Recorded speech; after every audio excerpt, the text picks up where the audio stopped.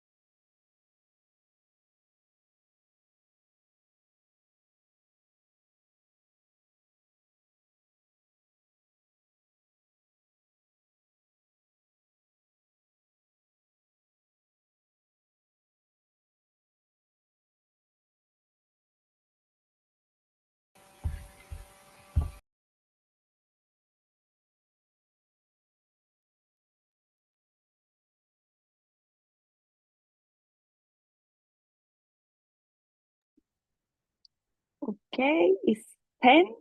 We are going to start sharing my screen. I'm giving 1 or 2 minutes more because I see a lot of participants are joining and we have a big queue today.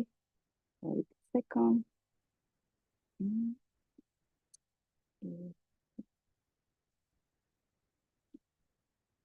Okay. Well, I will just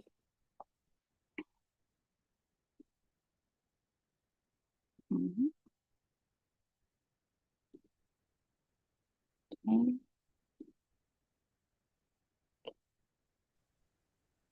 Okay. I'm going to give 2 minutes more and then we will kick off the meeting.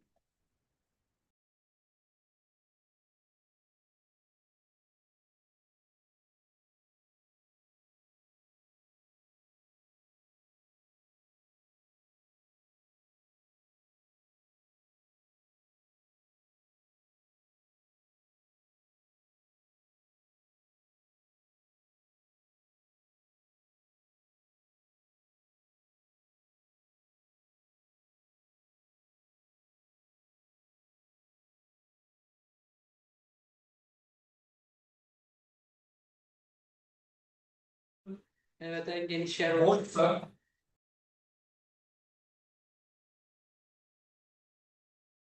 Okay, I think I'm going to start now. So good morning, everyone. Welcome to this webinar. My name is Alicia Gaban.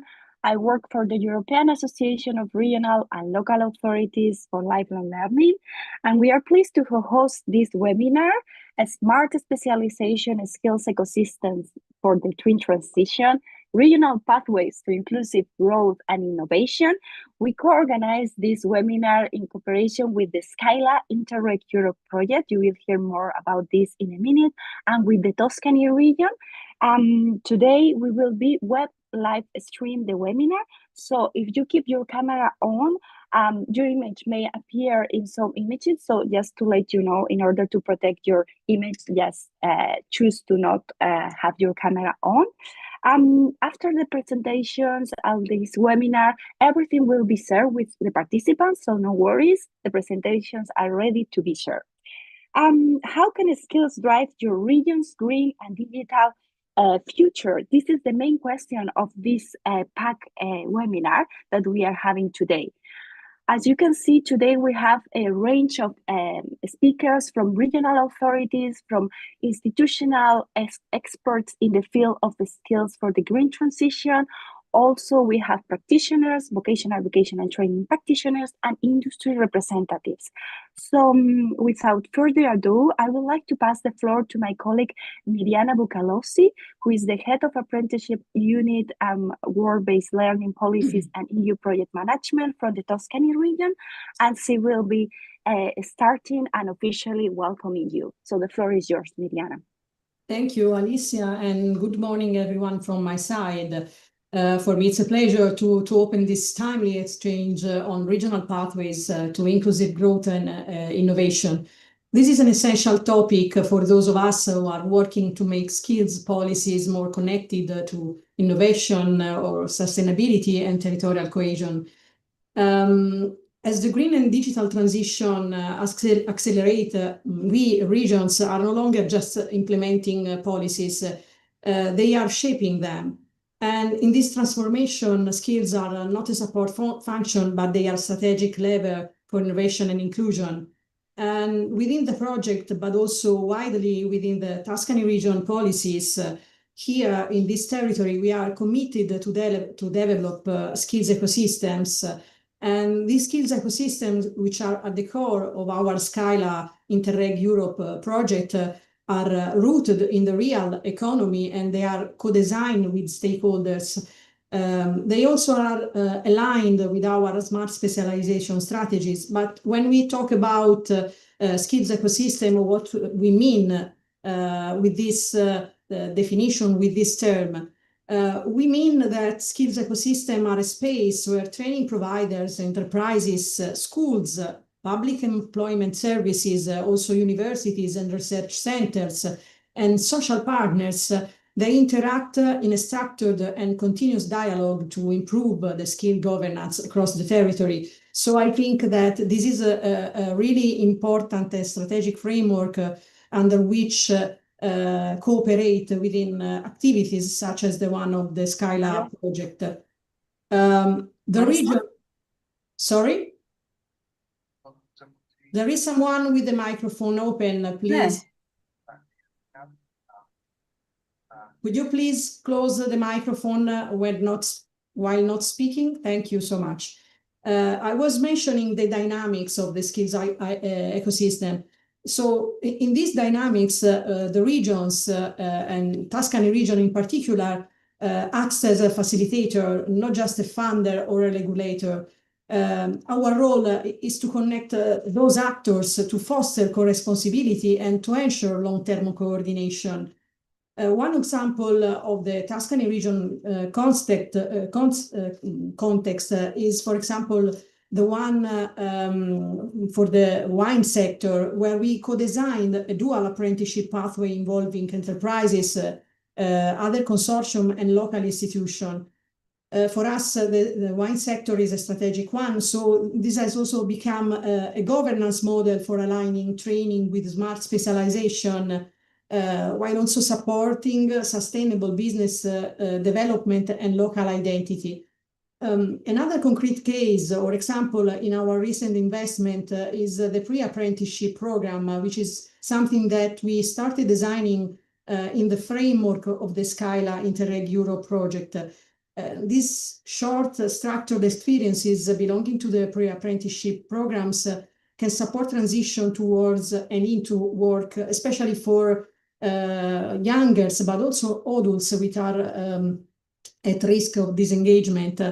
They combine career guidance modules, technical skills, and early work-based learning, and they are co-designed with companies and schools to ensure relevance and inclusiveness.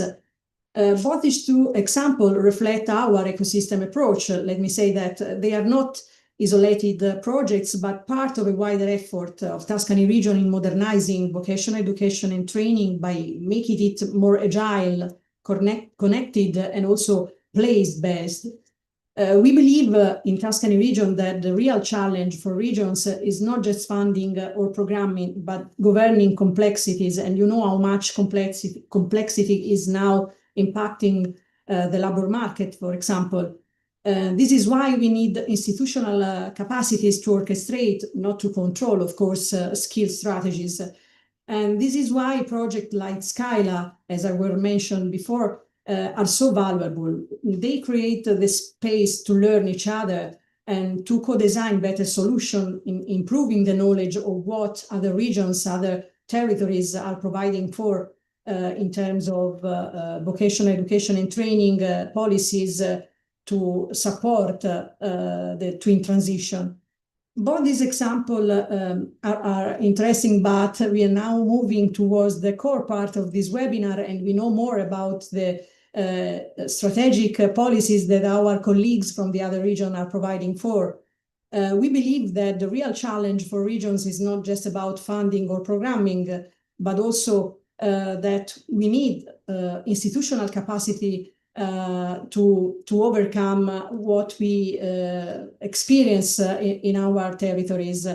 So today the agenda reflects this ambition, and we will now going to hear more from other regions, as I was mentioned, and we will know from IFA how the Fingal County is removing systemic barriers to participation, but also we're going to hear more about Sweden, Lithuania, and Bulgaria, and each region is bringing a fresh perspective on making vocational education and training more inclusive, digital also, and future-oriented.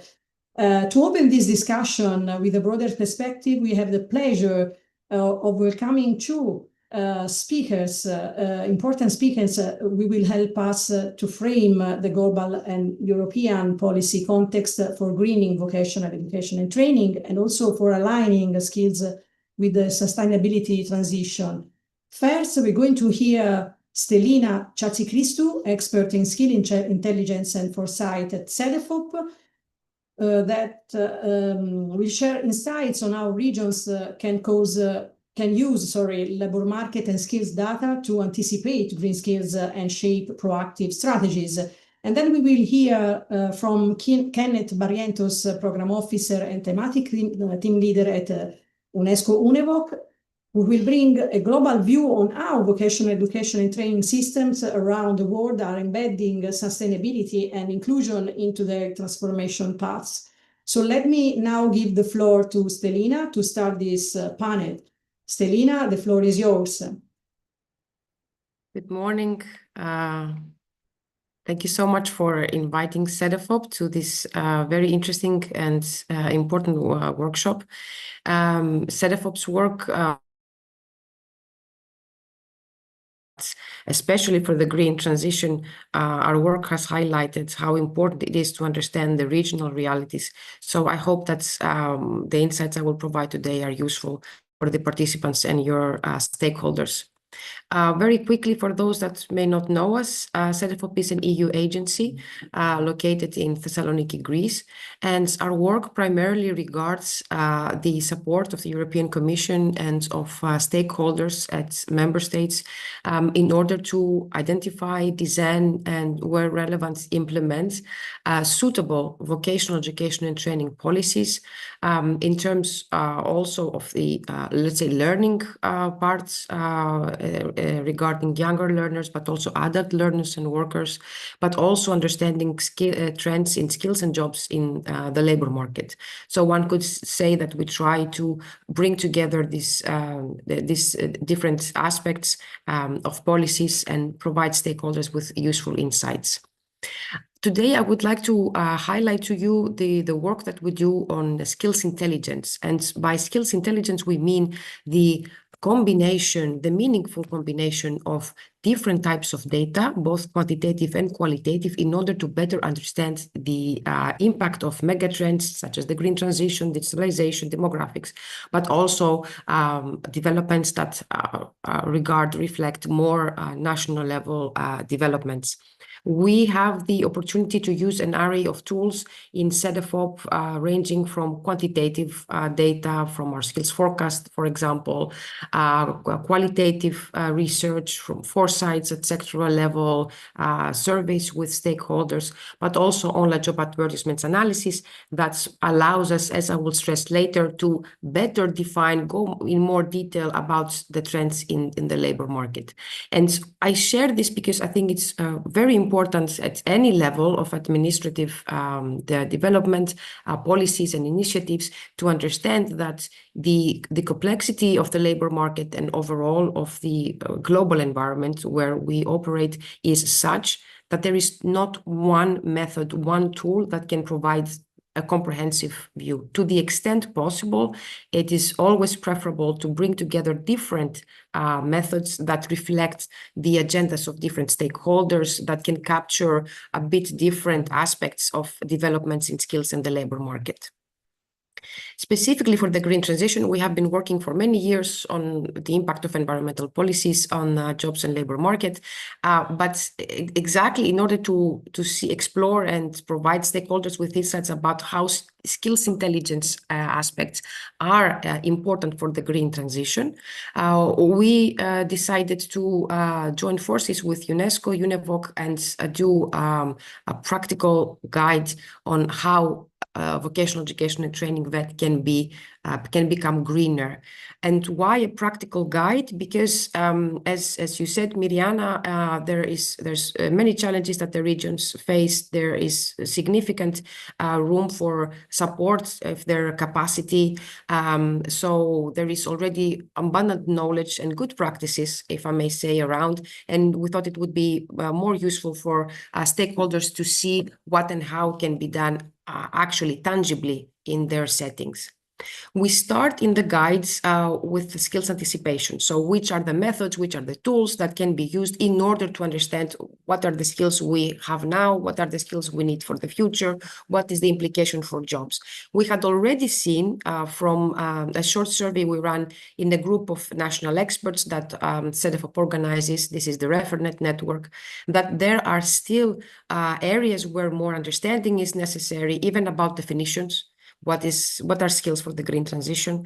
There are challenges about understanding trends at the sectoral level and also at the local level. There are issues about measuring, about taxonomies, etc. So the guide offers, in my view, a comprehensive discussion about the definitions, about the methods that are available, and also what can be done at the lower levels than the national, so sectoral and regional.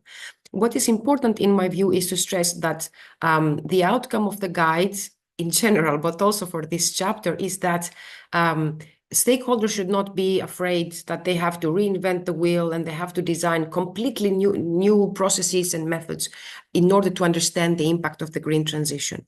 Or there are already very good practices in all member states in place, which can be expanded, and we explain how we give also good practices examples. They can be expanded, they can go deeper into detail in order for a specific region, a specific sector, or a country to understand how specifically for us, what does it mean? For example, greening tourism is very different in Greece, very different in Sweden. Construction means something different for a region in Poland than in France, etc. So it is always important to understand that there are solutions, if I may say, good practices in place. And then moving on to governance. By skills governance, which is an area we have been working for years and we continue to do so, we mean a structured, ideally structured and permanent coordination, collaboration mechanism among the key stakeholders. So another key insight from other ZFOP work, but also we stress it a lot in this guide, is that even organizing better the stakeholders at the regional level, at the sectoral level, is a great benefit. It's a significant step forward. One can have a lot of funding, can have very highly technical tools in place, but if there is no collaboration, communication between the key stakeholders, these tools cannot really reflect the local needs, and definitely they will lack, let's say, an ideal implementation when we go to designing curricula, when we go to supporting the labor market, employers and employees, about understanding what they need to do for the green transition. In the guide, we offer also, as you can see, I just shared a graph about how the stakeholder collaboration is important. And we also give very good examples, exceptional examples that are in place in Europe and beyond. And important, I think, for this particular setting is the fact that in order to develop skill strategies which is not only what workers need to learn and learners need to learn, but also how and who should be involved. And then also, of course, the funding and other institutional arrangements that are of key importance. This must be based on skills governance, stakeholder collaboration.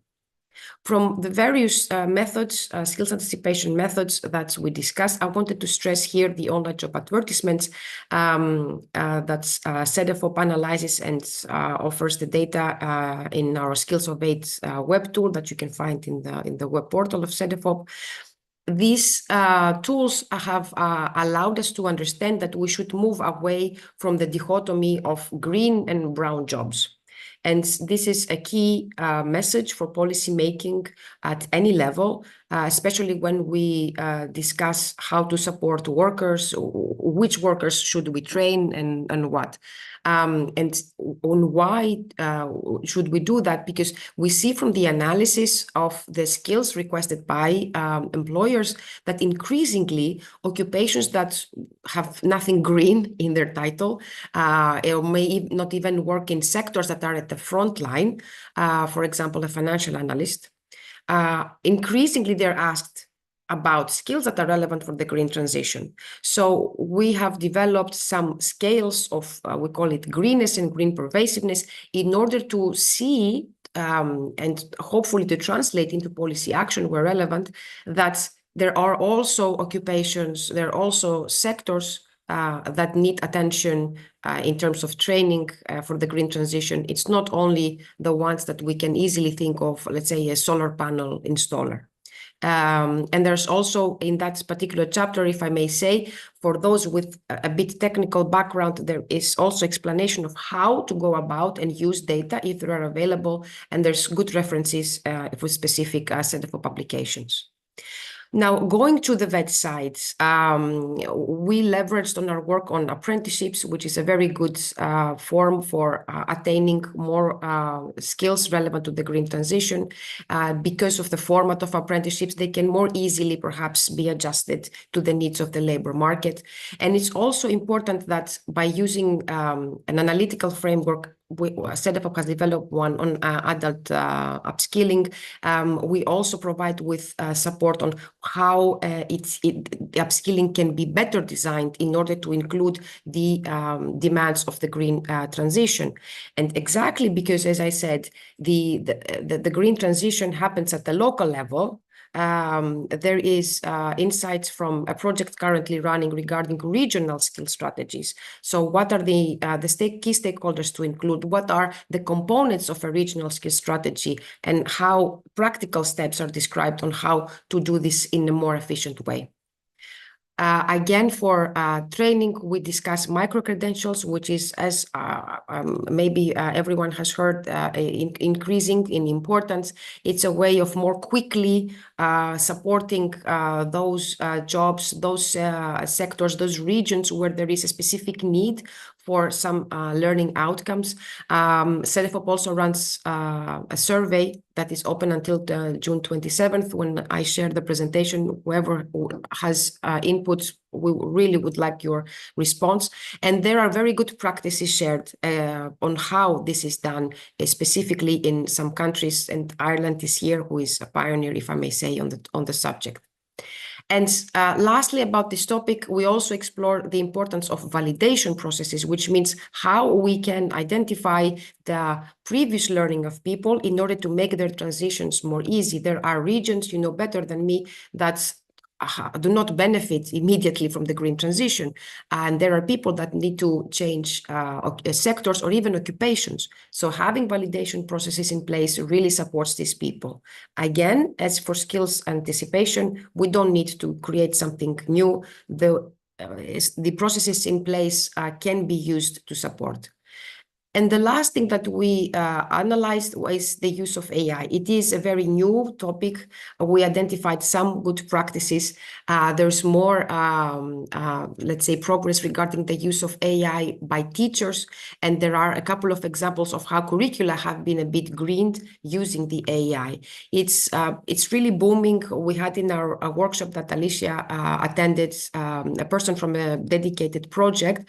It is very important to really grasp this dynamic, because it's not going anywhere, and it's definitely not going to replace the teachers, not going to replace the career counselors that were mentioned earlier by Miriana, but it is a way that possibly could minimize costs, which is an element we should never forget, in order to make curricula greener and also support vet teachers and trainers. So thank you very much for your attention.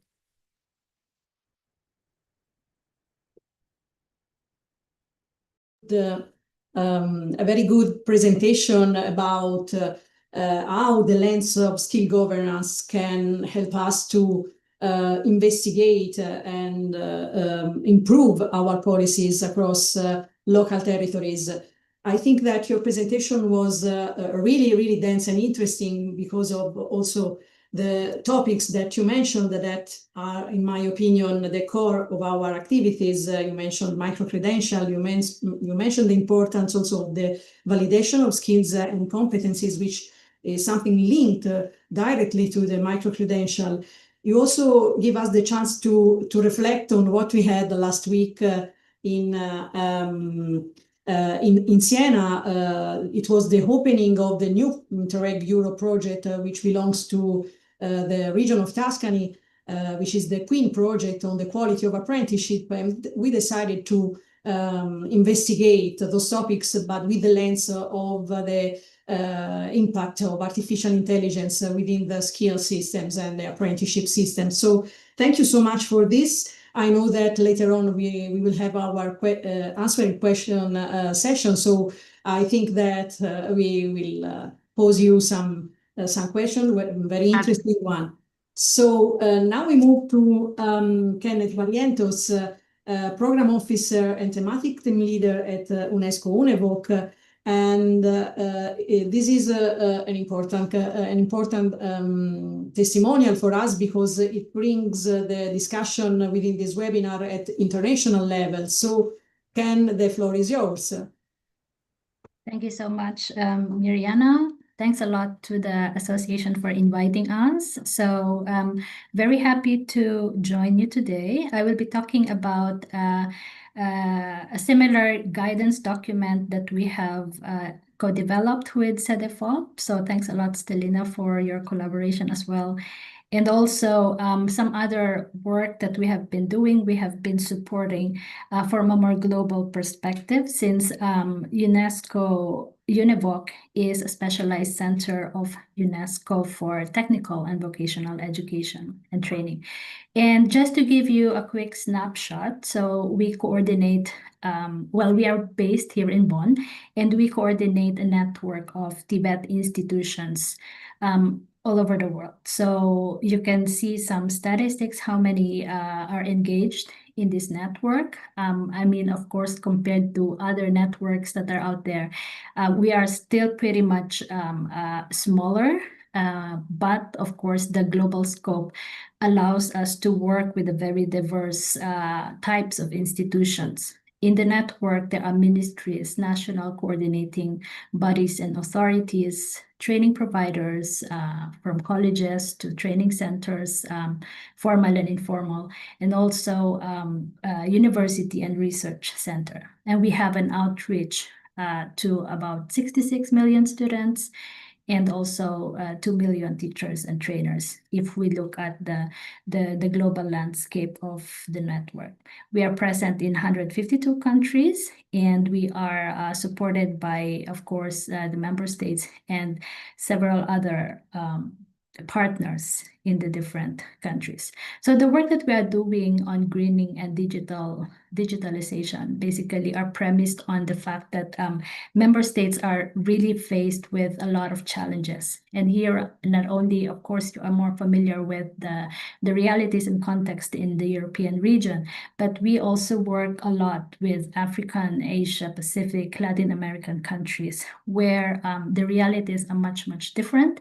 And also the state of education and training systems are not always well-resourced and not always well-supported. So given that, there have been a lot of analysis also in terms of how much these Tibet providers and also the different countries are equipped to integrate and mainstream green and digital skills in the strategies in the curricula.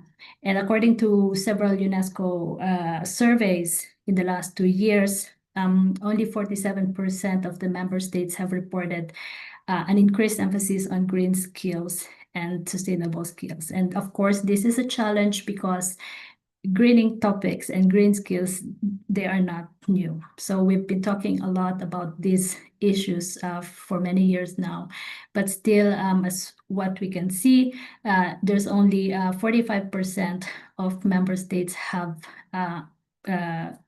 made reference to environmental themes in their national education documents and curricula. And that is, of course, alarming because at this stage and at this point, given the current climate crisis, we should really be championing and advocating for the systematic integration of green skills and competencies in the curricula. But then there's also a lot of good news that we are noting. 68% of the member states that we have surveyed have also already introduced or adopted some policies and practices that facilitate the greening of TVET systems, at least in the last 4 years. So this is something that we are following closely, and as UNESCO, we are trying to support the efforts towards this, and I will be giving you some of those examples later on. As Selena already mentioned, we developed this two-part guidance document. One is focusing on institutional integration of green TVET strategies and approaches, and the other one, of course, was discussed on skills anticipation. Why do we need another guide is because, of course, a lot of the member states of UNESCO that we are addressing have already made commitments to different global frameworks, to different development agendas. One of them is the SDGs. And of course, there are a lot of national climate ambition that remain to be achieved. As we know, the NDCs are well disseminated, well planned, but then not all the time the TVET is well articulated, and TVET and skills development are properly aligned to the climate ambitions. So given that there's a need for us to understand what kind of skills are really needed in every occupation, and what kind of occupations are really engage in the transition, and what sectors are highly affected. And this is the reason why the skills anticipation that was discussed earlier by Selena is definitely very critical. So institutional approaches are the foundation for learning, because this is where the institutions is where we provide support across multiple disciplines. And as we know, the role of TVET institutions is to really target not only the skills, but really the behavioral and the values formation of the learners that are expected to become the future workforce and are expected to contribute significantly. So for us to be able to equip ourselves with really the right guidance and the right approaches, we developed this guide, and this guide is about providing some concepts to help align the concept of the institutional stakeholders and the institutional actors, also to help them understand more or less an overview of the skills and the competency requirements across different sectors. The guidance is also providing some ideas about what are the policy enablers that could help institutions to really practice and do something that is transformative for the learners, for the community that they are working with. And also the guide is providing some examples that could serve as inspiration for others who are also wanting to be in that journey of developing their skill strategies and programs. So in a nutshell, the guide looks like this, and I will be sharing with you a link to the guide. So we are talking about 6 different approaches for engaging in green TVET process. And in this guidance framework, the key message is an integrated approach, because we know that an institution or training cannot only focus on greening the curricula. there is a need for us to align what is needed to be done to be able to equip the teachers and the trainers with the right skills to be able to invest in their professional development, because we know that they cannot teach what they don't know. So their role is critical, and for them to also be able to practice and model environmental stewardship, they need to be in a campus, in a learning environment that provides this kind of experience and provide a very practical living laboratory of how greening should look like and how greening should be modeled in a day-to-day practice. So these are critical for really ensuring that the learners have a well-rounded way to develop their skills, the competencies, and the behavior that they need to be able to prepare them for the green transition.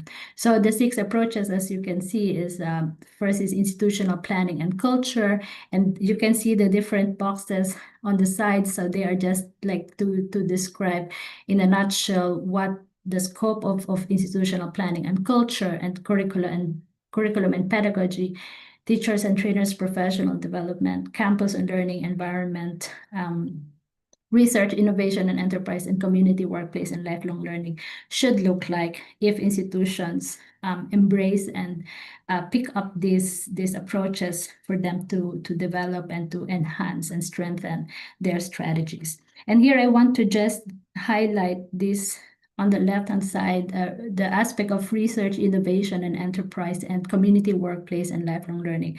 Mariana mentioned earlier what it takes for stakeholders to be engaged and what is their role in their skills ecosystem. And this is very important for us to really place the VET institutions in such environment where they don't exist in a vacuum, that there are support and that there are contributions that they can provide to the community and that they can harness with the different partners and stakeholders in the skills ecosystems they are in to be able to really effectively manage the skills development and partner with the right stakeholders for the right programs that can support practical learning and can support innovation in the space of green and digital transition. So these are all very important, and this is what the guide is really trying to emphasize.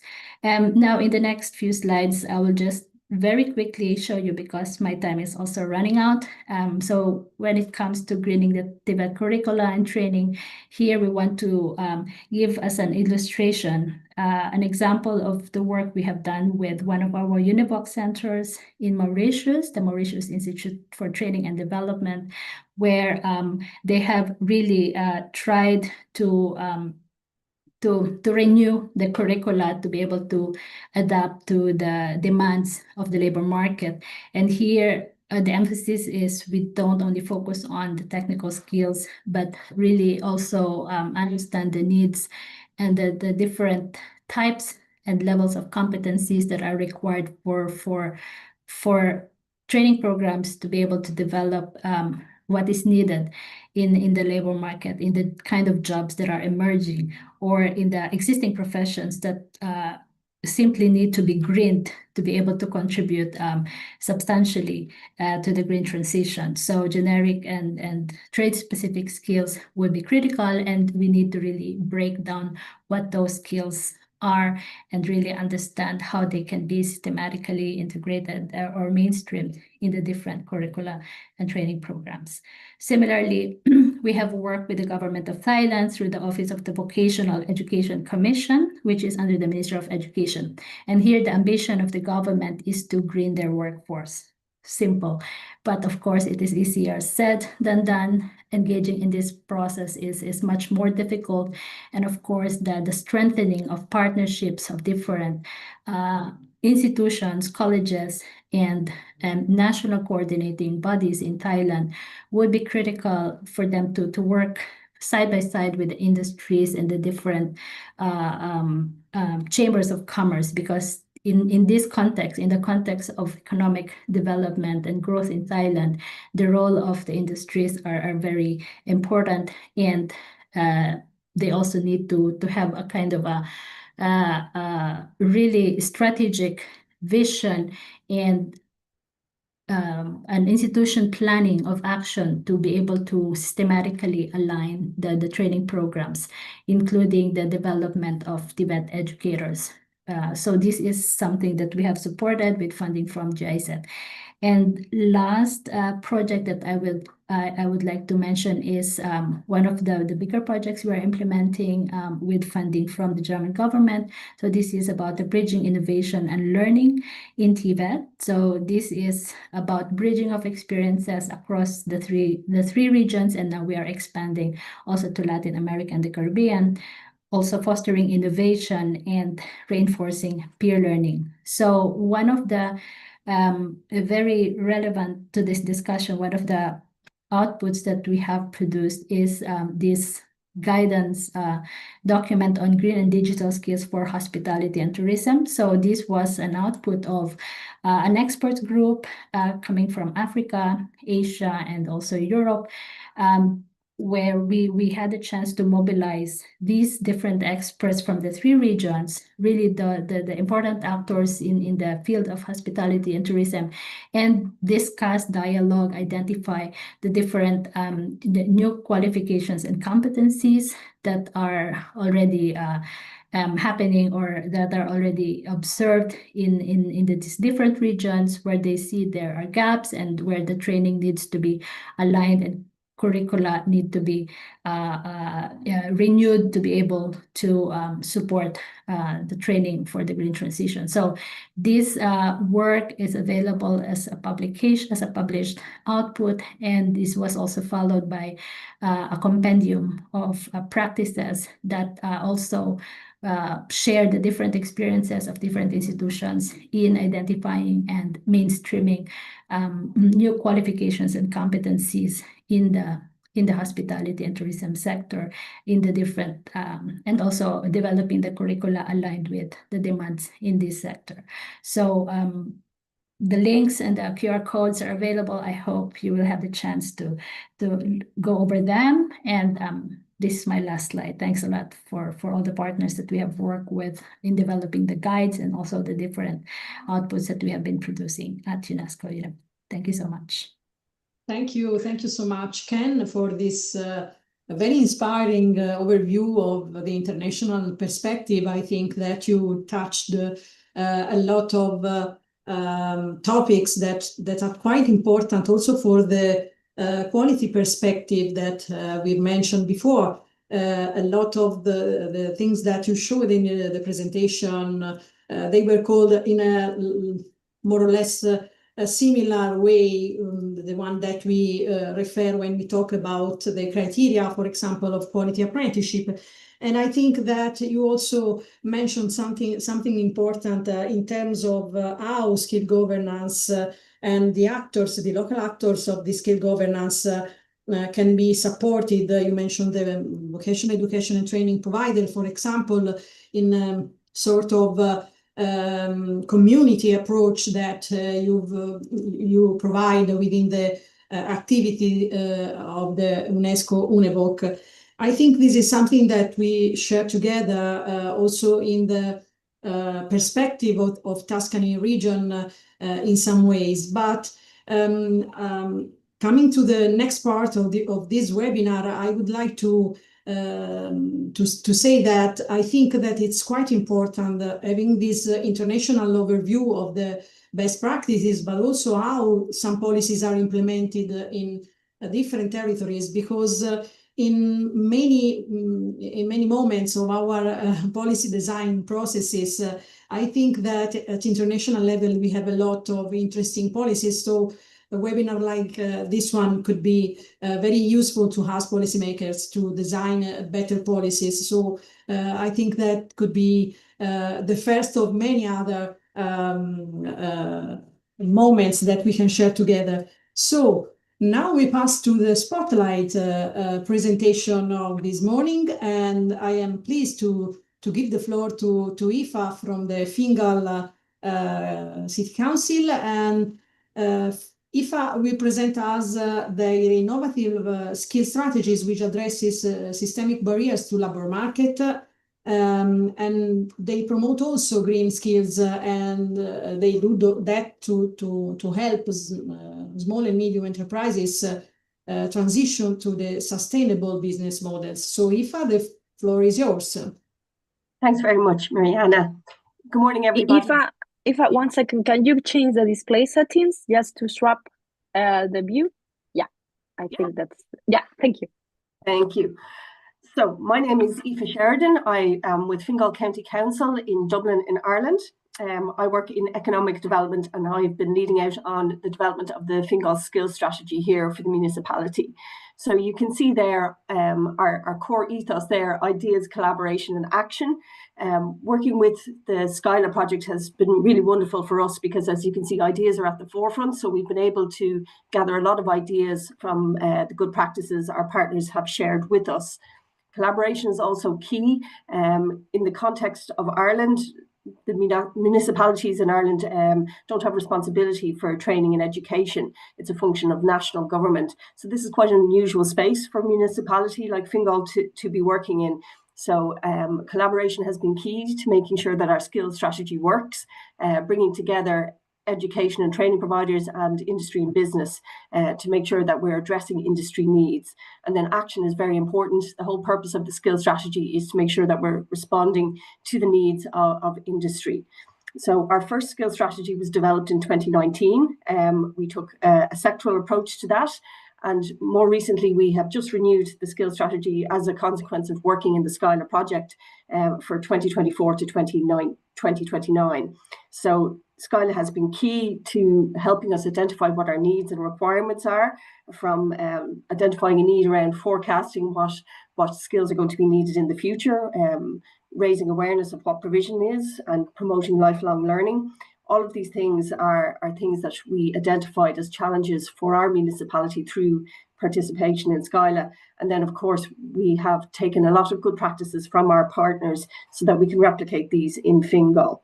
I'd like to share with you just a little bit of context around what Fingal skills landscape looks like. In Fingal, we have a very young population. We have 330,000 people in the municipality. We are a very young and very diverse workforce. And you can see there from the employment and labour force figures, we're at almost full employment. So the challenge we're facing now is that we don't have enough people to fill the jobs that we have in existing skills gaps, let alone the ones that we're going to have in the future. We have a very highly educated workforce, which means that there are certain skills, particularly in trade and apprenticeships, that we're struggling to fill. So we need to diversify our educational offer and make sure that we are funneling young people into those educational streams. We also have a very good location. We're very close to the capital city of Dublin, and we also have the national airport. So we have very good connectivity to the whole country and to Europe. So these are very important things for us.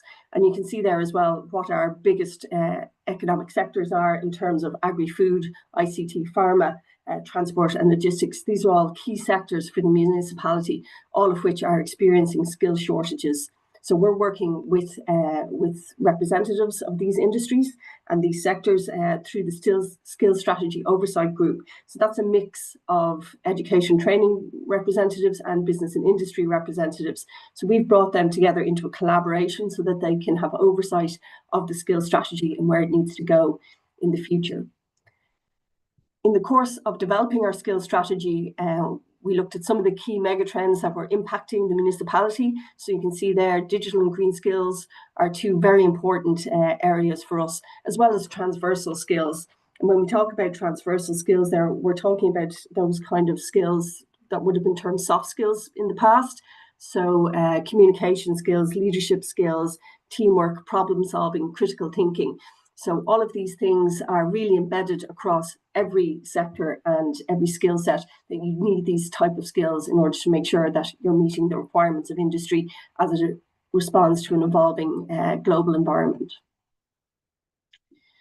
Some of the key findings that we developed in consultation on the development of our skills strategy are really grouped into these 6 pillars.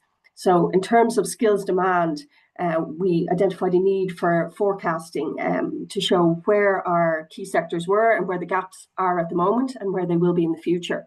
One of the challenges we ran into was that we don't have that data at a regional level, and even at national level, we don't really have that data. So we have a skills intelligence gap, and it was great to hear from SKYLA earlier on, because we relied heavily on the CEDAFOP data to kind of generate that kind of information for us, so that we could at least have a picture of where we were and where we're going to go in the future. We also found, as I said, green and digital skills and transversal skills are critical skills that we really do lack, and we need to make sure that we have those in the future. Transitioning skill sets, also very important in terms of upskilling, making sure that people can upskill as they move through, and that they have flexible learning options in order to do that.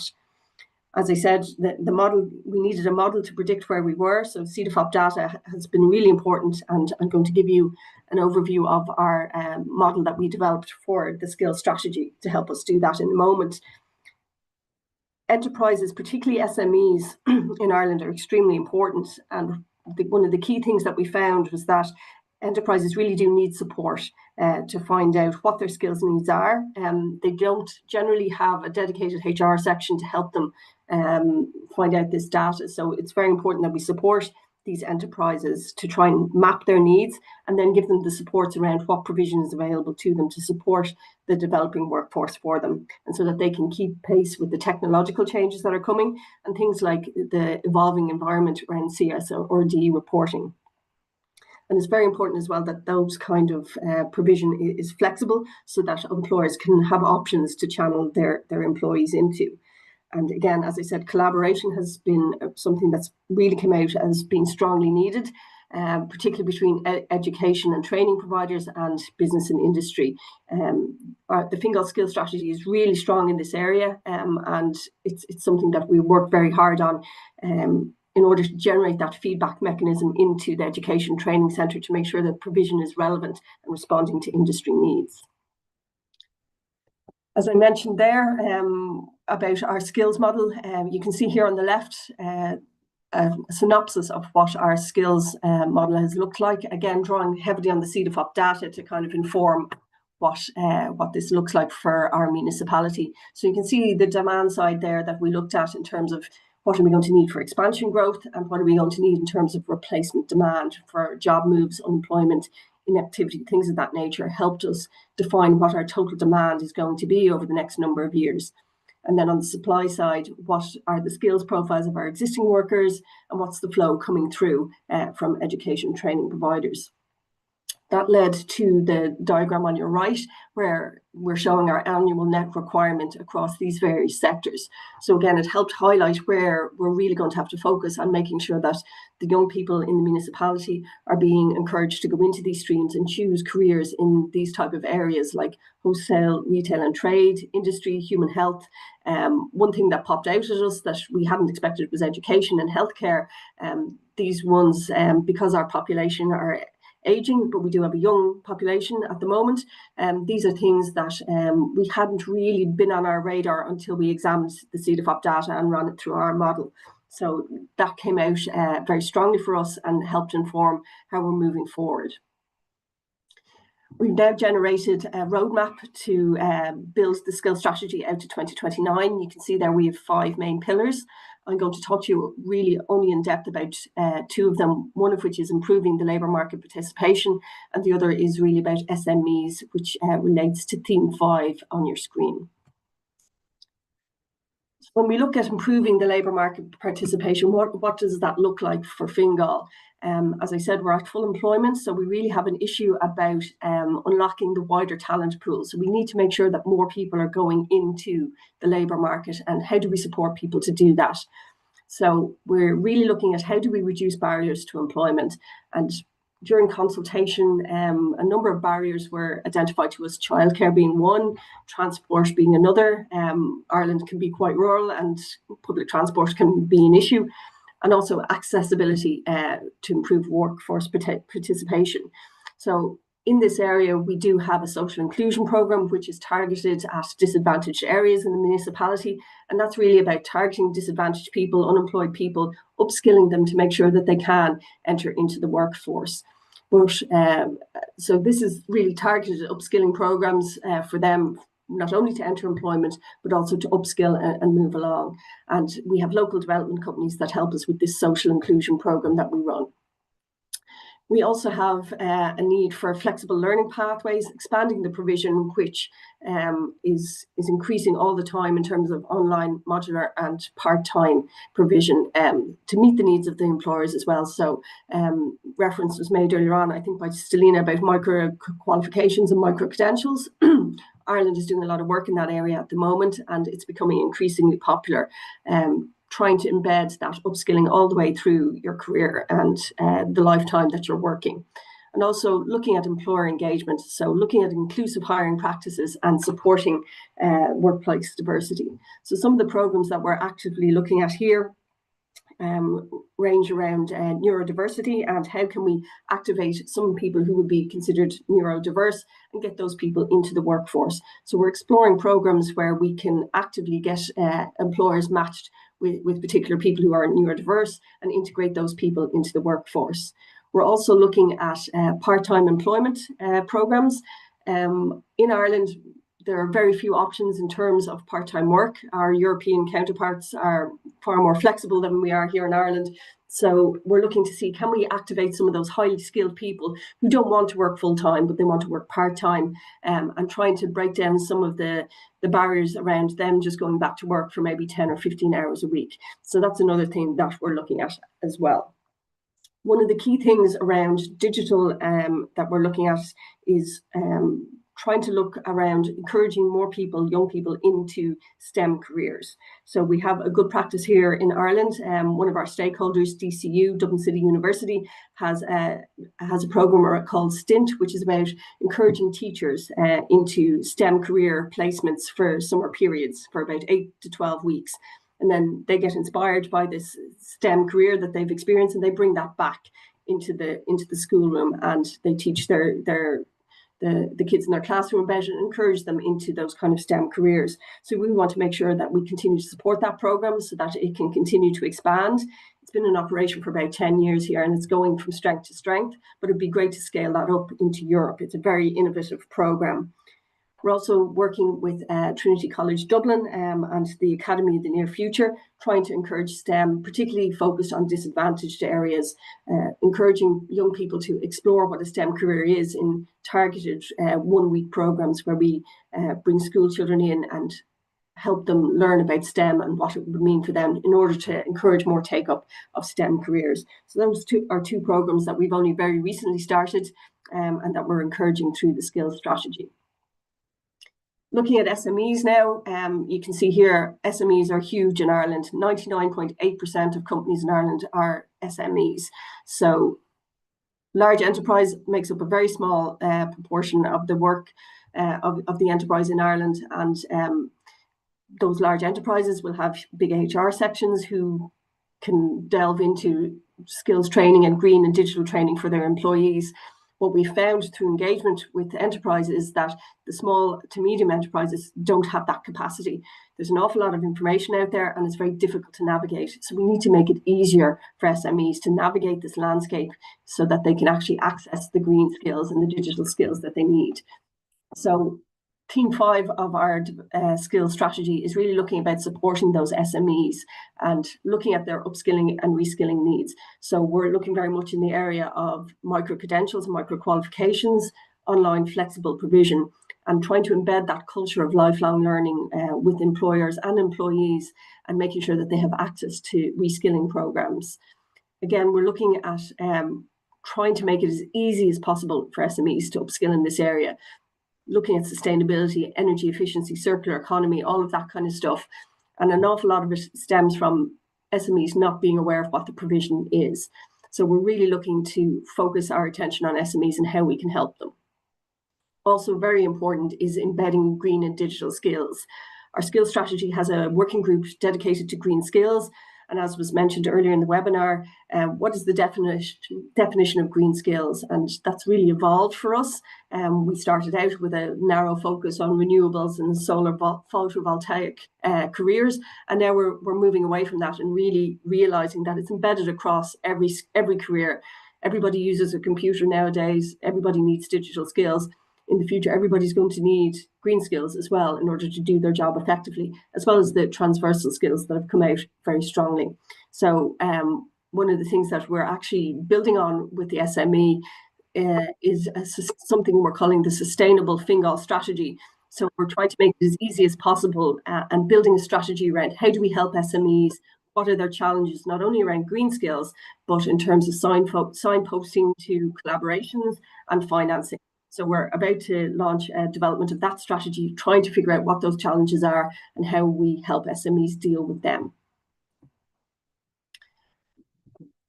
You'll be getting a copy of our slides after the webinar. So this is just a QR code where you can download our strategy if you want to find out a little bit more.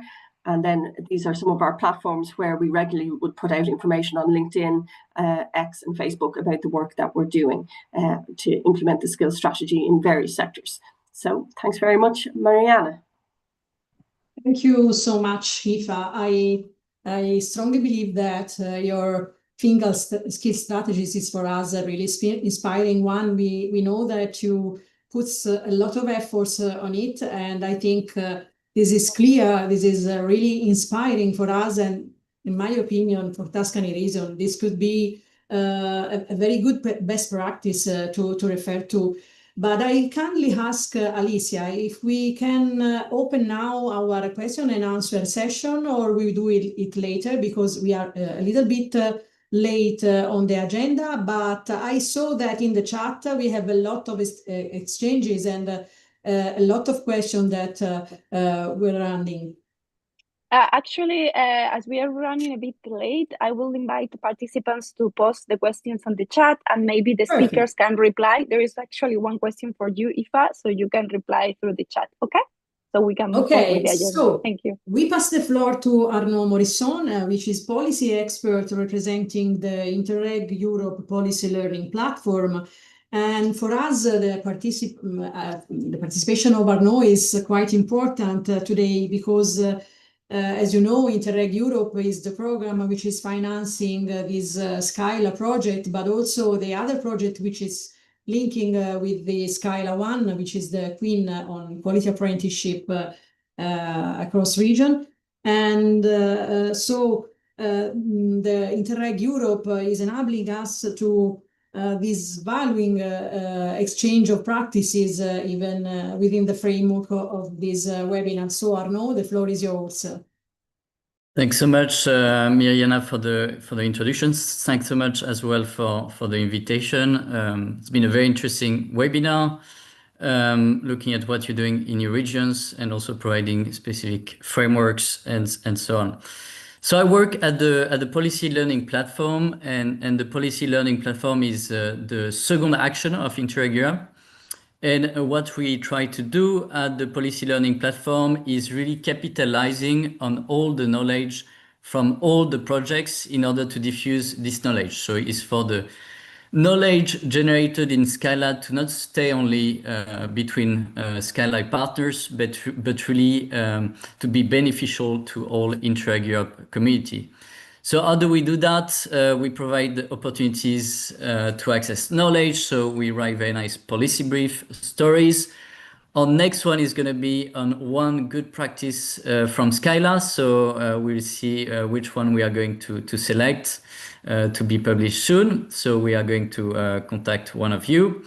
We also provide access to expertise through peer reviews that I'm going to explain. And also we provide access to people. We organize workshops and webinars, for instance. So peer reviews, we have organized peer reviews in many different regions to address different policy challenges. So it's a very simple process. I will post a link in the chat for you to apply. It's really a straightforward application, a few pages where you tell us a little bit more about your policy challenge. we are going to select peers from different regions for them to address for 2 days, going into your regions, learning about your policy challenge, your context, in order to give you some very practical policy recommendations. So it's really open to everyone. You don't have to be in an Interreg Europe project to participate in a peer review. You have to be a public authority. That's one condition. The second condition is that the policy challenge you want to address is not related to your Interreg Europe project. So, for instance, if you are SKYLA partners, it won't be possible to discuss vocational education and training, but it can be on anything else that you would like to address. So we encourage you to apply, and if you have any question, it's free. Everything is free, so we take care of everything. It's a very smooth process. So any questions, please, you can ask a question. We also write very nice policy briefs. So going a little bit beyond vocational education and training, looking at research valorization, here's a very nice policy brief looking at the commercialization of basic research in universities, either through spin-offs or using technology transfer offices. We also have a very nice policy brief on university industry collaboration, looking at different policy tools there. We also have many good practices related to skills.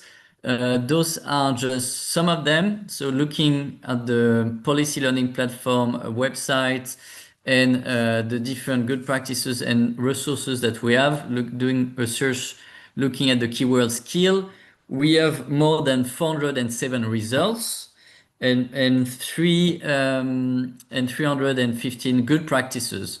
So if you're working on a policy related to skills, it's most likely that we already have a good practice that relates to what you want to do. So please always have a look at the good practices that we have in Interreg Europe Policy Learning Platform. So that's some of them. You can see this. You have the vocational maturity self-assessment coming out of Erasmus Plus project, especially dealing with the students, the persons not involved, not in employment, education or training. We have this Sotacarbo, which is a research center in Sardinia in Italy. We have student challenges, so connecting businesses and students as challenge solvers. And that's something we're going to do in the next good practice in Bulgaria, but those are examples from Slovenia and from Finland. We have the craft school in Szczecin that we are going to look at, and also the team to market program. So going a little bit beyond vocational education and training, we had a peer review last week on university industry collaboration in Norway, and they were trying to address this policy challenge of low R&D activities. We found out that they didn't have any universities, so this was one of the recommendations from the peers to try to attract branch campuses from the other regions. So this one is an interesting good practice that came from Iceland of Innovation. It's the Marine Technology Competence Center. It's located in Kuusaar on the island of Saaremaa in Estonia.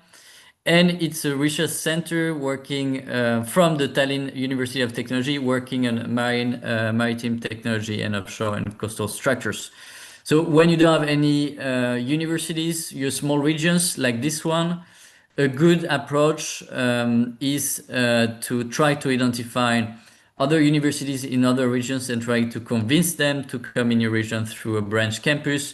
You can also leverage European or national call of funding opportunities in order to do that. Of course, it has to be aligned, as we've seen in Mirjana's presentation, Kenneth or Stelina, that skill governance is very important. So you need to bring your stakeholders together to define how to align these branch campuses with your priorities and your regional capacities as well. Another very interesting Interreg project that is working on the commercialization of research results is called Viaduct. And they have been doing many interesting good practice. One of them is the team to market. This is coming from Alsace. It's led by the Technology Transfer Office in Alsace. And what they do is they try to support the creation of spin-offs from public research. The way they do that is that they pair researchers with a business idea, but often they lack the business knowledge. Of course, they are researchers, it's not their job to be CEOs of companies, so they pair them with C-level executive or business leaders. So they have been creating successful matches, and they've been leading to the creation of 12 startups since 2018. So this is a very interesting good practice coming out of Viaduct. So if you're interested, you can have a look at it. Another interesting good practice, it comes from this Interreg Europe project, Picobello. So they are working more on the citizen side, so integrated urban development. Here, it's a craft school in Szczecin in Poland, trying to revive the traditional craft, to develop business schools and foster innovation in heritage-based entrepreneurship. Here, what is very interesting as well is that they use this kind of skill governance, bringing different actors to define what type of programs could be interesting for these craft schools. It's a 10-month program working on entrepreneurship, but also like very practical, concrete techniques regarding craft. So here can be a very interesting, good practice if you're interested to revive craft in your region. And that's it. Of course, we have many more good practices in Interreg Europe. And if you have any questions, please do not hesitate to send us any question. Thank you so much.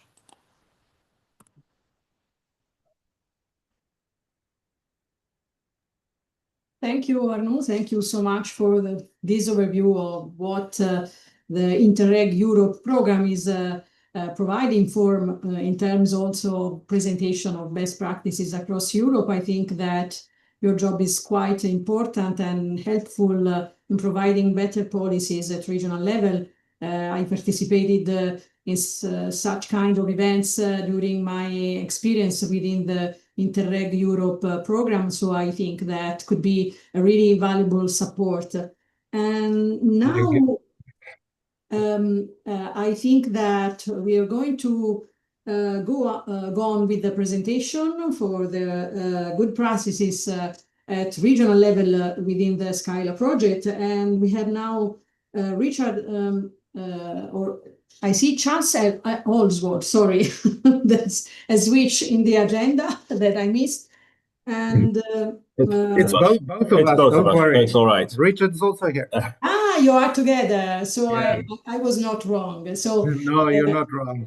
Okay, many thanks to our Swedish partner for presenting this AMK labor market insights. I think this is quite interesting that to be presented. So the floor is yours, Charles and Richard. Yes, thank you, Mariana. Yes, thank you that we can be here and participate in the webinar. Quick presentation. I'm Richard Grayling, working for EUC, or the IDC in English, the Industrial Development Center. We are a cluster and support organization here in the south of Sweden, part of the innovation ecosystem. And our focus area is helping the manufacturing industry here in our Skåne region to grow and develop. One of the common challenges that we often see, as many other parts of Europe, and that was very clear in the SKYLA project also with our other partners, is that we have an issue and a challenge to get the youth and the youngsters interested in signing up for VET and VET occupations.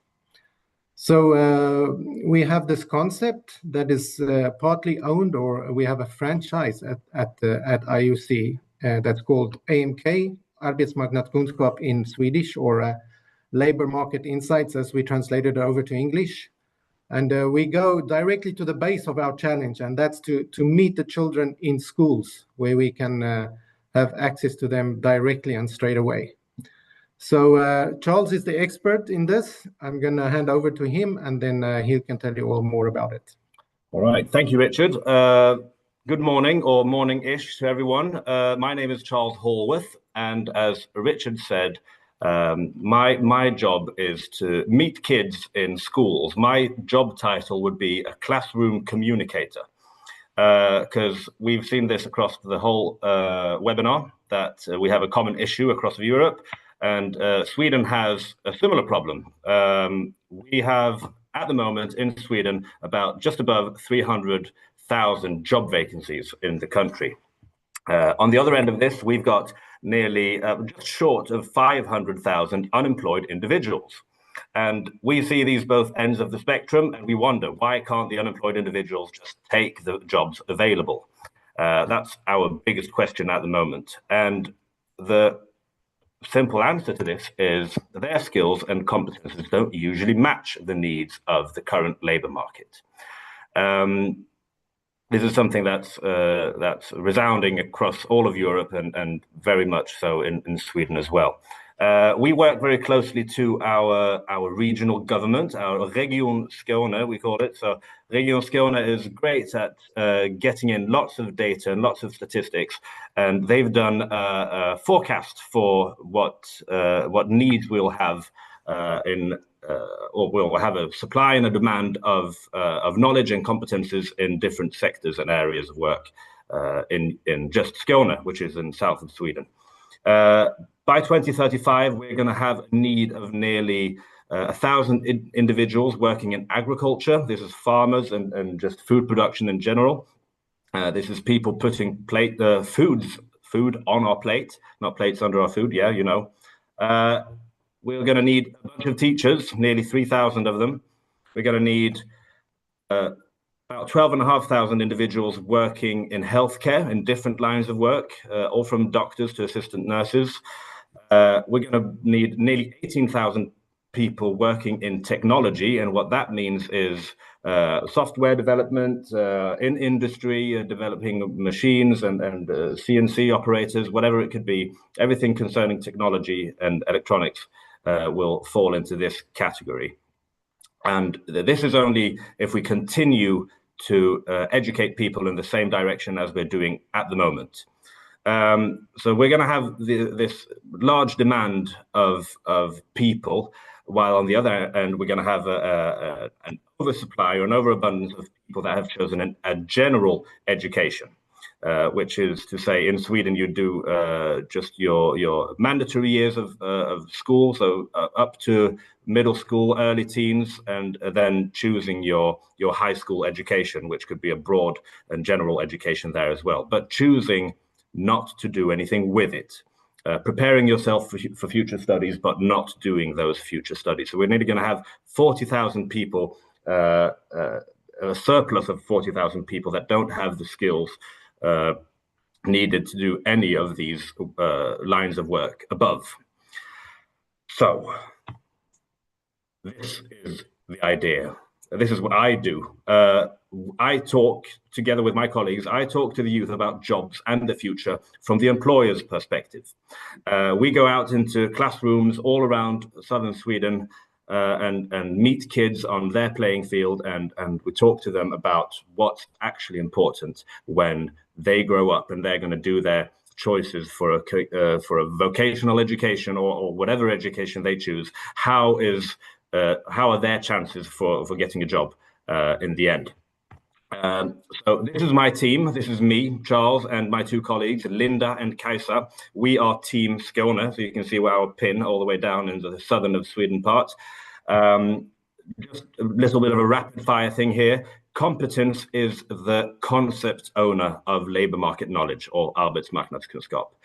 EUC Syd, which is, what was it called, Richard? Development Center. Thank you. In English, the Industrial Development Center is our employer.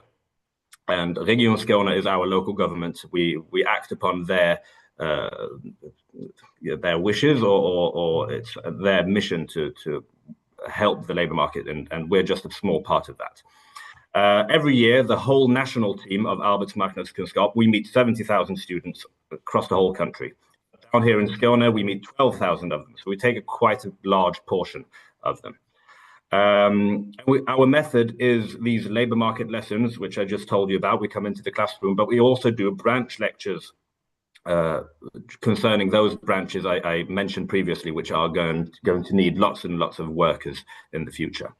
And we meet the ages middle to high school students, but we also meet the parents. We also meet with people that don't have a job at the moment, that are unemployed, and that want to find a job.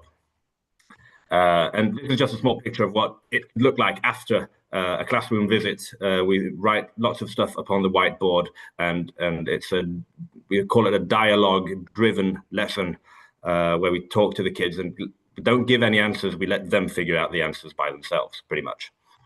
And for who should this be important? Well, first off, it's the students, the teachers and the parents, right? We all want to get that job in the future. We want to help the teachers make sure that they prepare the students well, but the decisions are not made in school, they're made at home with the parents. So we try to inform all of these groups directly concerned into school.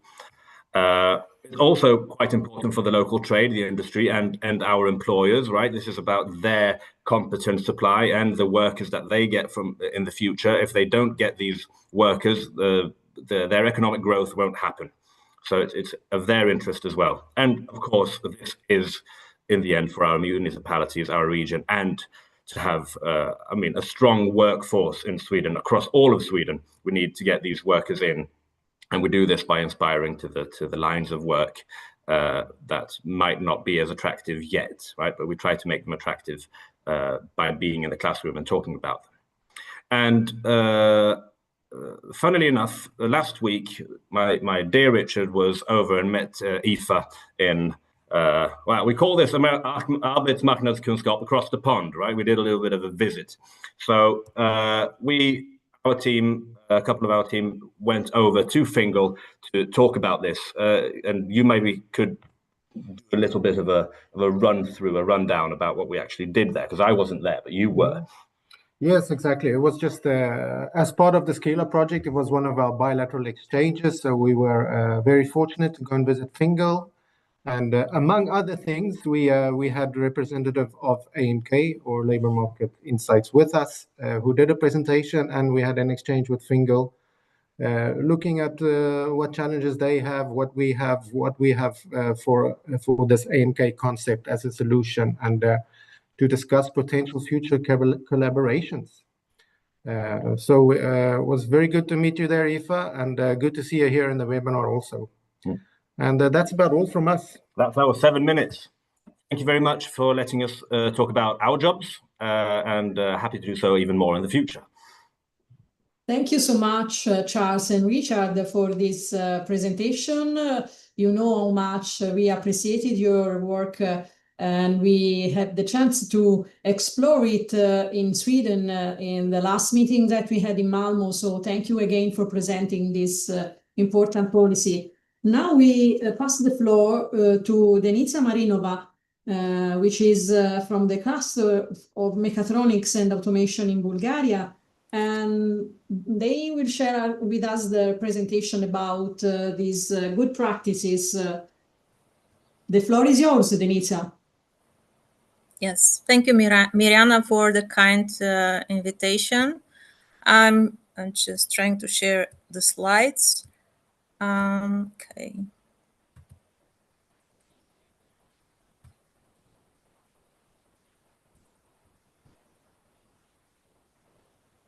Yes. Okay. Is it okay? Everything? Yeah, perfect. Thank you. Thank you. So hello to everyone. I'm Denica, and together with my colleague Konstantin from the cluster of mechatronics and automation, we are going to present SKYLA good practice from the Sofia region, which is about the school hackathon that is organized entirely by the students. So the owner of this good practice is the Technology School of Electronic System in Sofia. This is a public secondary school that is open to all to kids from all over the country for grades 8 to 12. And the main specific of this secondary school is that it is affiliated to the Sofia Technical University, which means that a proportion of the teachers there are actually university tutors, and a third part of the teachers comes from the industry. So this is a professional school that educates all levels of specialists in electronic system and the IT area. And regarding the challenges for the schools and especially in the the IT sector of our country, is actually that the IT education has a very good theoretical level, but still lags behind the expectations and demands for practical skills on the side of the technology companies. And furthermore, students, especially in technical subjects, often have certain deficiencies in the so-called soft or transversal skills. And these trends were actually confirmed by a survey we had together with the Sofia municipality within SKYLA, where we asked young people in Sofia to describe their main strengths and weaknesses in the skills domain. And the top three weaknesses they mentioned were about lack of self-confidence, low public speaking skills, and low time management skills. So here, Hack2S, the hackathon organized by the school, complements the educational model of the school by helping students learning these soft skills through event management, while also practicing their technical skills within the hackathon itself by implementing projects. So what is Hack2S? It is a 3-day hackathon that is entirely student-driven. It is organized by 11 graders, and the participants are all other students in the school itself. The event is strongly supported by a huge alumni network of ex-students of the school. They actually have very good job positions in leading IT companies in Bulgaria, and act as mentors, as career advisors, and often as sponsors for this hackathon and for other school activities.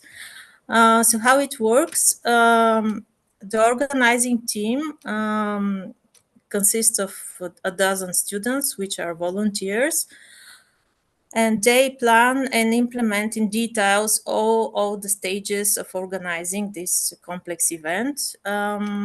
This includes pitching to potential sponsors, organizing all the logistics, budget planning, ensuring that the equipment, designing a website. So here they have their programming skills in place, communication with diverse actors, including media, enrolling mentors, and coordination of all schedules and agenda for the event.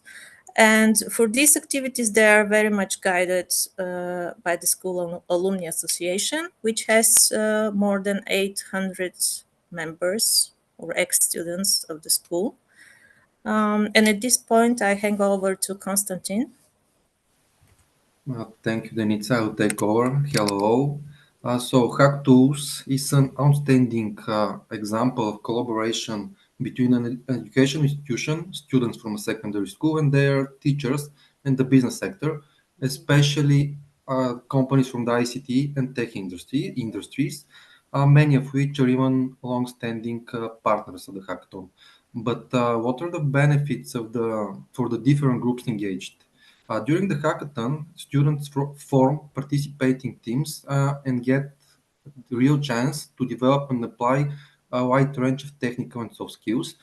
These include teamwork, project and time management, since they work under tight deadlines, and presentation skills, of course. But perhaps most valuable outcome for them is the long-term impact that the hackathon has on their career choices and ambitions.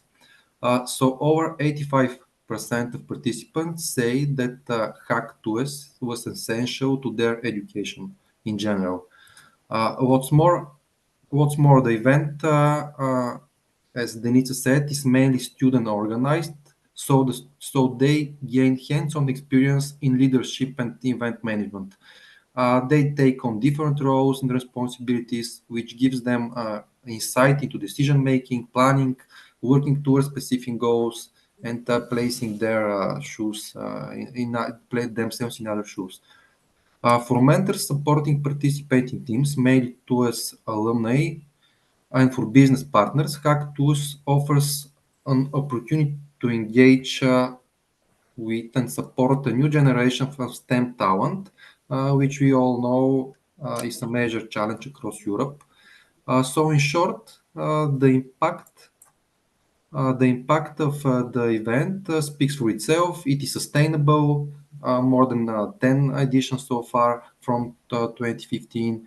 It has scale, over 400 participants and more 70 mentors each year, and it is internationally recognized by UNESCO UNEVOC as a good practice. So next slide, please. Thank you. What can others learn from Hack2S? I would like to summarize the essential. First, it addresses real-life problems. Each year, the event focuses on different themes, such as health, education, finance, which inspire students to create not just innovative but useful solutions. And this real-world relevance is a major motivator for them, especially for such young people that are in their early academic journey stage. Second, the support community around the hackathon is also a very important factor. While the students are capable and creative, they're just still 17, 18 years old. So the role of alumni and mentors is not only helping them shape their business and social ideas and solutions, but also organizational, personal, making students feel part of a united, inspiring community. And finally, the hackathon model is transferable. It can be easily replicated in other regions that have, of course, active education institutions and engaged business communities. What's needed is not huge funding, but strong cooperation between schools and business, and the belief that young people can lead innovation as well. As part of the SKYLA project, we facilitated a bilateral meeting between representatives of the school and our partners from Ireland, Fingal Ireland, to discuss this good practice in the context of a youth-led education model. So it was very excited for us to see that such initiative can spark new ideas for changes in VET and training in other regions as well. Next slide. Some final takeaways. To conclude, we believe that Hack2S offers two powerful lessons. First, when students lead, innovation follows. And the second one, Hack2S is a proven, hands-on, student-led model that inspires technical vocational education with long-term impact. So it shows that impact could be made when students are empowered, not just to learn, but to express themselves and lead. So yes, thank you. Thank you, Denisa, and thank you, Konstantin, for providing us with such an interesting best practice on how to engage the youngers within the topics of the SKYLA project. So we passes from the very, very young, from the Swedish case to the less younger of these latest best practice. And now we are thankful to give the floor to Miss Gidre Ulit. I'm sure that I've not pronounced it in the very good way, but please forgive me. And she's from the Lifelong Learning Department of the Ministry of Education, Science and Sport in Lithuania, and she will present us the coursework best practice. Thank you so much, Julia. The floor is yours.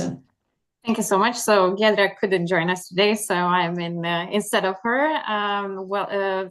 So happy to be here, still from that same department and the Ministry of Education, Science and Sports of the Republic of Lithuania. So hopefully this is going to be okay. You should be able to see my slides, hopefully. Yeah. Okay, great.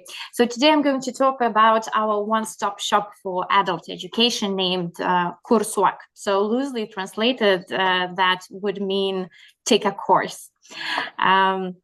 Now, a few things. Why did we decide to implement an individual learning account system in Lithuania is probably that even a few years back, if you would look into especially the non-formal adult education field in Lithuania, you would see that both participants have faced some of the difficulties.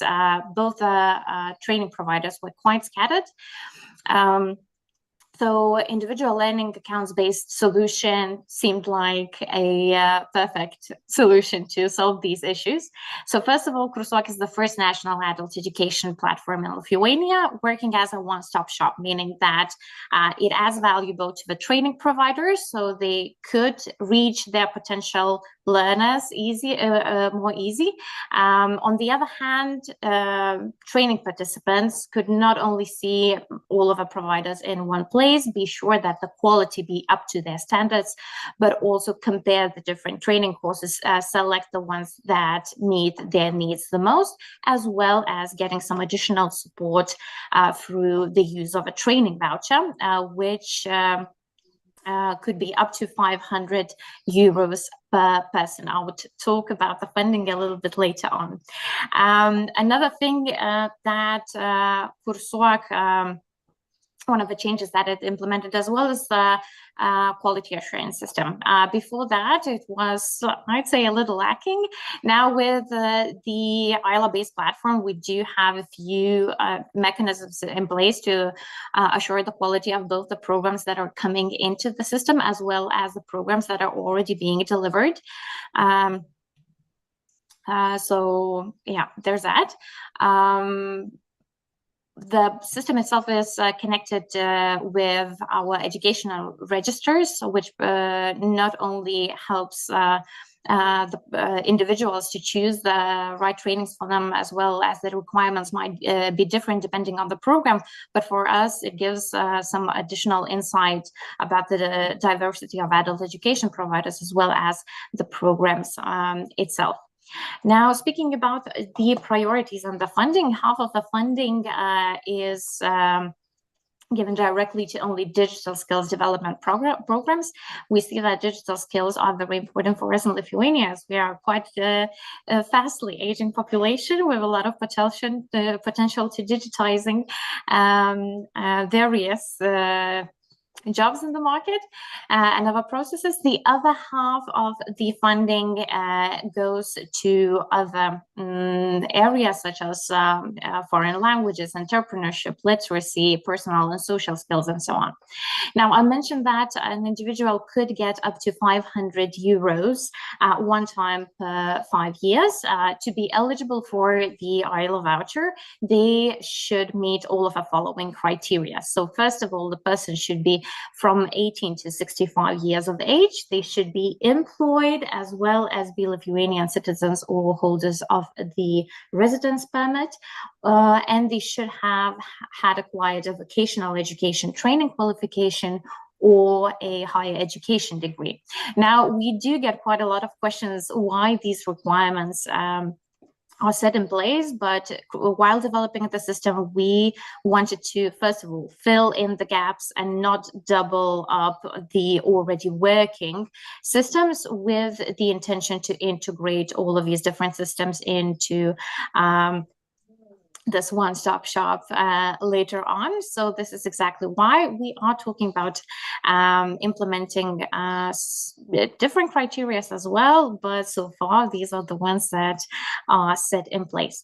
Now, considering the management of the system, there are quite a few institutions involved. So as the Ministry of Education, Science and Sports, we are the owner of the platform.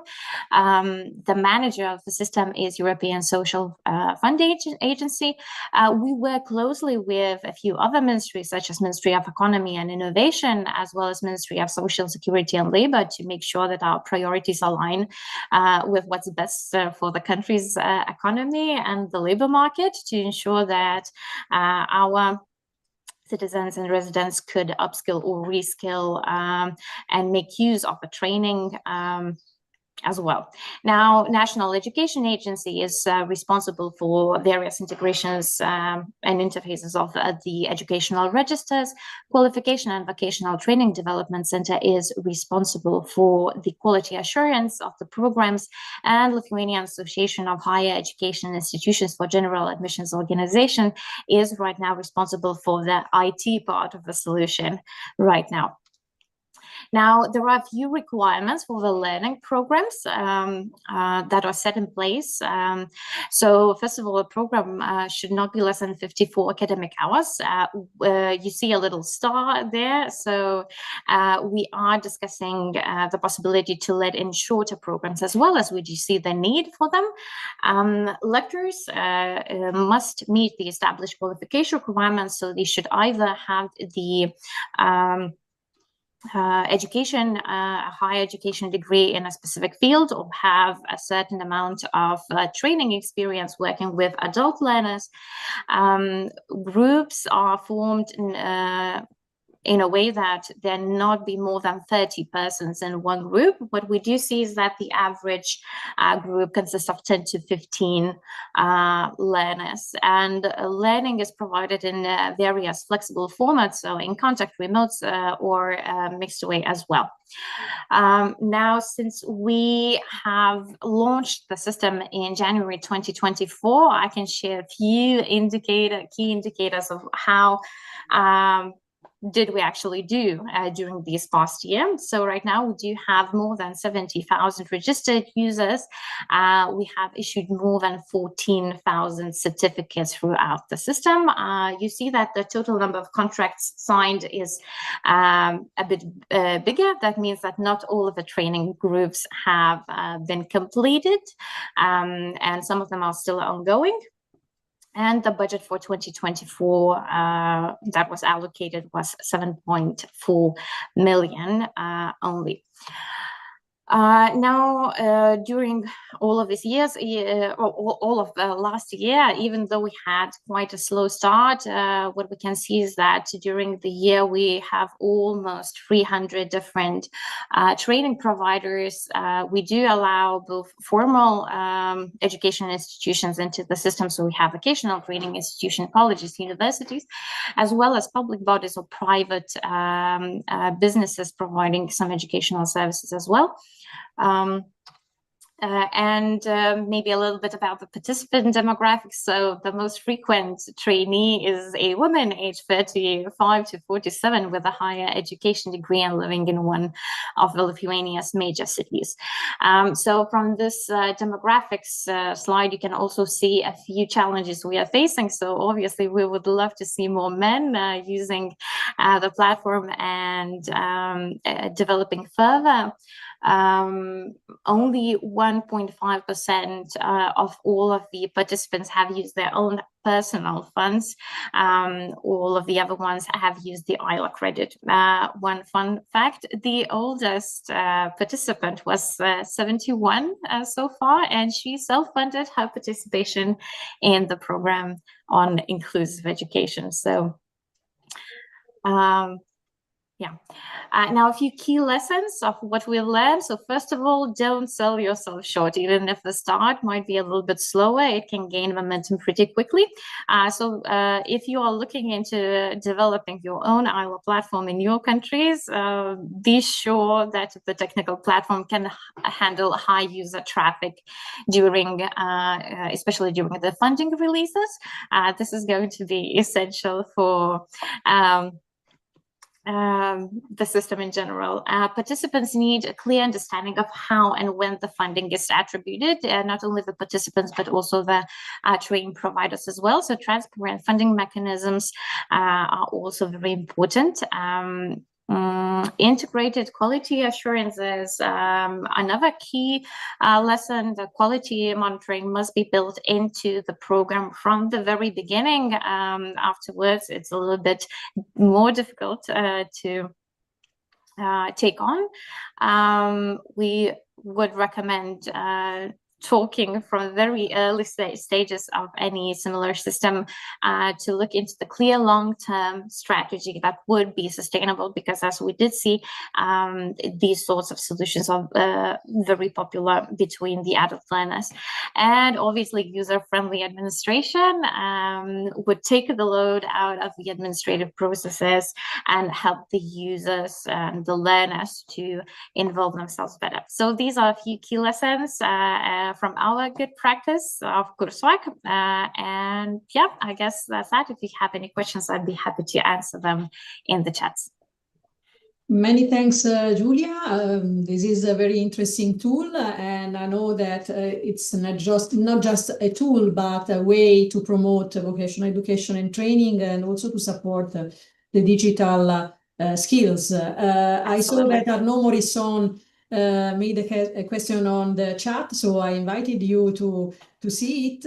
And now we are moving to the final part of this webinar. We thank you for the patience that you gave us, because the presentation were really dense and they were really interesting. So thank you again. I'm passing the floor to Lorenzo Sabatini, which belongs to ASEV, the development agency for the Empolese Valdelsa territory within the Tuscany region.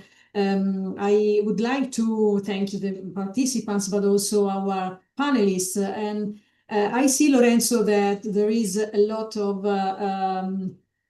movement, let me say that, in terms of best practices across the SKYLA project, but we know very well that many other best practices are not part of this event, but for sure they are also interesting to present in some ways in the coming future.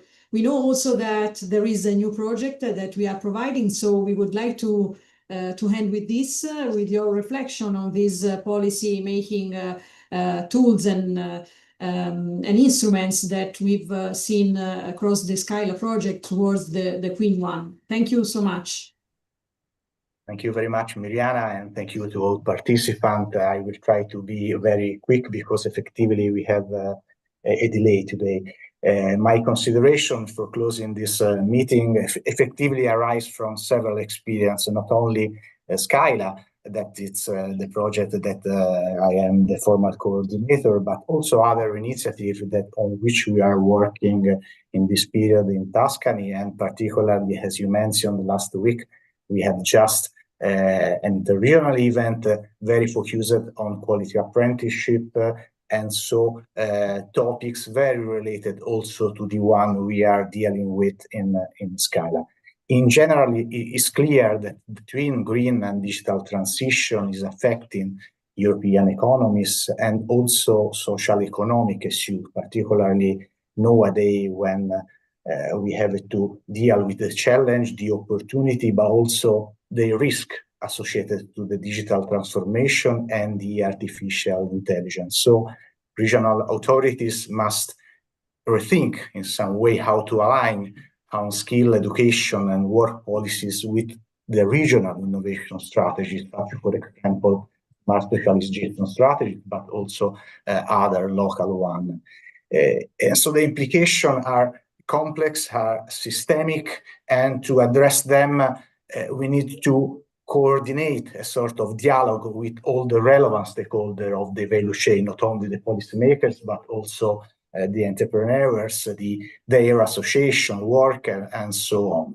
So vocational and educational training that is at the center of the SKYLA project becomes a sort of central player in shaping regional transformation at different levels, both for young people and, as we have seen, also for aged works. So in this panorama, another very, very relevant actor are the skill ecosystem. So the one you mentioned before, the one that are inclusive, place-based, very focused on local issue and innovation inspired. So skill ecosystem can support cohesion and the territorial sustainable growth, addressing the proper technological solution and skill requirements, and taking into account also social inclusion and fairness issue that we have to not forget. So today we have listened to a summary of some things and experience we explored during the SKYLA project, and that we are going on to exploring other touching on essential topics such as local strategy, very focused on fostering the growth of local skill ecosystem and inclusive labor market participation, and by addressing systemic barriers. The example of the single skill strategy is probably our lighthouse in the sea of the SKYLA policy instrument, but we are also considering other. We are talking about quality vet and apprenticeship system and how to adapt them in the age of the artificial intelligence. So this means adapting skill, means rethinking system and also ensuring the quality. And an example we discussed just last week touch the dual apprenticeship, which represent a sort of bridge between the school and the world of work. But obviously relevant for us are also specific experience for youth orientation and knowledge of the labor market and its new requirements. And today we had good example to the experience of the Skåne region with the IMK practice, with people very specialized in communicate with the young people, and also the hackathon system, the tools used by the Bulgarian partner. And finally, the digital platform that we have to not forget, because anyway represent a road framework to use for arrive also to different age people, such as in the case of the Lithuanian experience. So in my opinion, the topic is very wide, and probably we are only in the initial phase. We are just touching the skin of the whole problem on the road of the transformation of the education and labor policy that will have to be reorganized and probably more really put at the center of the innovation, development, and also territorial cohesion policies.